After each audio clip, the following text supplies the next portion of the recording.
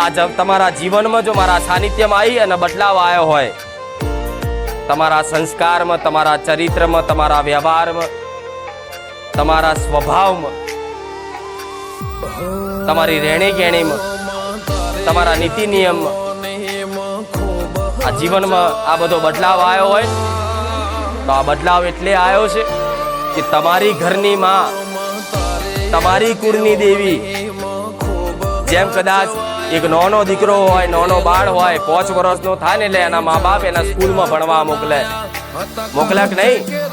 તમે તમારા દીકરા દીકરીને ભણવા મોકલો છો ને કે હેડો સ્કૂલે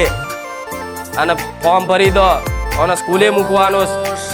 અને 2-4 દાડા કદાચ દીકરો સ્કૂલે જાય, અઠવાડિયું જાય, મહિનો જાય, પછી દીકરો કંટાળે કદાચ રિહાઈ કદાચ આડો થતો હોય ને, તો માતા તમારી એ ઘર